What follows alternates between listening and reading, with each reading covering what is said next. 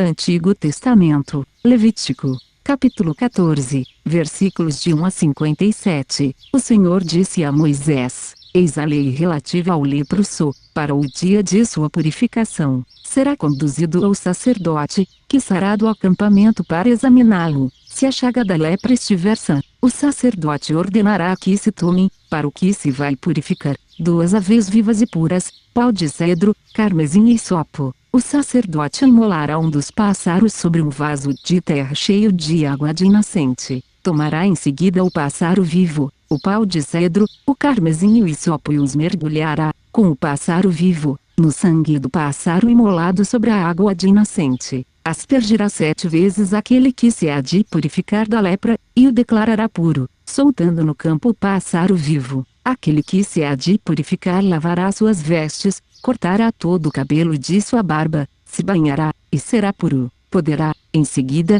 reintegrar-se no acampamento, mas ficará 7 dias fora de sua tenda. No 7º dia, raspará todos os cabelos da cabeça, a barba e as sobrancelhas, enfim, todo o cabelo, lavará suas vestes, banhará o corpo na água, e será puro. No 8º dia, tomará 2 cordeiros sem defeito, uma ovelha de 1 ano sem defeito, 3/10 de efá de flor de farinha amassada com óleo, em oblação, e uma pequena medida de óleo. O sacerdote que fez a purificação apresentará ao homem que há de ser purificado e todas essas coisas ao Senhor, à entrada da tenda de reunião. Tomará, em seguida, um dos cordeiros e oferecerá em sacrifício de reparação com a medida de óleo, e os agitará como oferta diante do Senhor. Degolará o cordeiro no lugar onde se imolam as vítimas pelo pecado e o holocausto, no lugar santo, porque a vítima do sacrifício de reparação, assim como a do sacrifício pelo pecado, pertencem ao sacerdote. Essa é uma coisa santíssima. O sacerdote tomará do sangue do sacrifício de reparação, e o porá na ponta da orelha direita do homem que se há de purificar, bem como no polegar de sua mão direita e no hálux de seu pé direito. O sacerdote tomará a medida de óleo e derramará um pouco na sua mão esquerda. Em seguida, molhando o dedo de sua mão direita no óleo que está na mão esquerda, fará 7 vezes com o dedo uma aspersão de óleo diante do Senhor. Do óleo que sobrar na mão esquerda, o sacerdote porá na ponta da orelha direita do homem que se purifica, bem como no polegar de sua mão direita e no hálux de seu pé direito, no mesmo lugar onde pôs o sangue da vítima de reparação. O que lhe restar ainda de óleo na mão, o derramará sobre a cabeça do homem que se purifica, e fará por ele a expiação diante do Senhor. Oferecerá, em seguida, o sacrifício pelo pecado e fará a expiação por aquele que se purifica de sua impureza. Enfim, depois de ter degolado a vítima do holocausto, o sacerdote a oferecerá sobre o altar com a oblação, e fará a expiação por esse homem, que será puro. Se for pobre, e suas posses não lhe permitirem trazer tanto, tomará um só cordeiro em sacrifício de reparação, como oferta agitada, para fazer a expiação em seu favor. Tomará 1/10 de efá de flor de farinha amassada com óleo em oblação, e uma medida de óleo. Tomará também, de acordo com suas posses, 2 rolas ou 2 pombinhos, um em sacrifício pelo pecado e outro para o holocausto. No 8º dia, os trará pela sua purificação ao sacerdote, à entrada da tenda de reunião, diante do Senhor. O sacerdote tomará o cordeiro do sacrifício de reparação, e a medida de óleo, e os agitará diante do Senhor. Imolará o cordeiro do sacrifício de reparação, e tomará do sangue do sacrifício para pô-lo na ponta da orelha direita daquele que se purifica, bem como no polegar de sua mão direita e no hálux de seu pé direito. Derramará então óleo na palma de sua mão esquerda. Com o dedo da direita, fará 7 vezes a aspersão do óleo que está em sua mão esquerda diante do Senhor.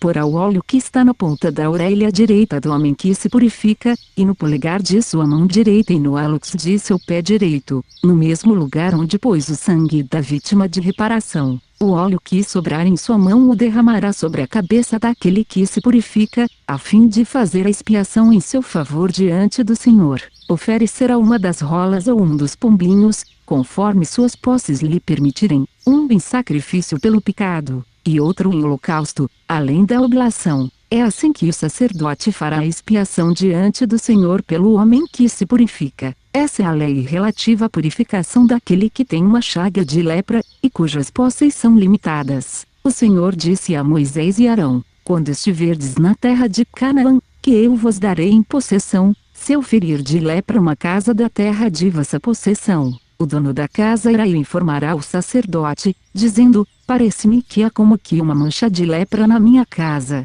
O sacerdote, antes de entrar para examinar a mancha, mandará que tirem para fora tudo que há na casa, a fim de que não contamine nada do que houver nela, e só então entrará para visitar a casa. Examinará a mancha, e se a mancha que está nas paredes da casa estiver em cavidades esverdeadas ou avermelhadas, parecendo profundas na parede, o sacerdote sairá da casa e, tendo passado a soleira da porta, fará isolar a casa por 7 dias. E, voltando no 7º dia, se notar que a mancha se estendeu pelas paredes, mandará arrancar as pedras atingidas pela mancha e as jogará fora da cidade, em um lugar impuro. Mandará raspar todo o interior da casa, e o pó da raspagem será jogado fora da cidade, em um lugar impuro. Novas pedras serão colocadas no lugar das primeiras e com nova argamassa será rebocada a casa. Se a mancha aparecer de novo na casa, depois que tiverem sido arrancadas as pedras, raspadas e rebocadas as paredes, o sacerdote virá examinar.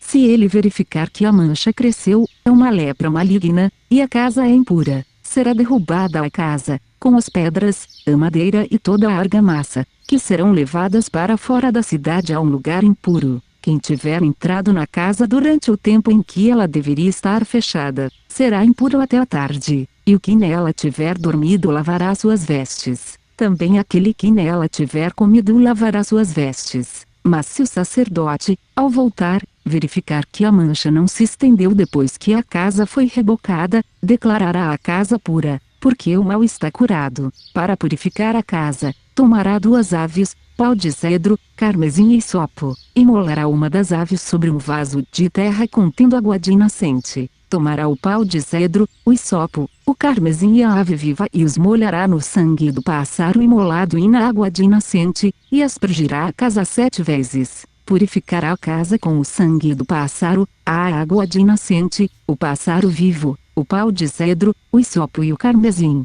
Depois soltará o pássaro vivo fora da cidade, no campo. É assim que ele fará a expiação pela casa, e ela ficará pura. Tal é a lei relativa a toda espécie de lepra e de tinha, assim como a lepra das vestes e das casas, aos tumores, às inflamações e às manchas. Ela indica quando uma coisa é impura e quando é pura. Tal é a lei sobre a lepra.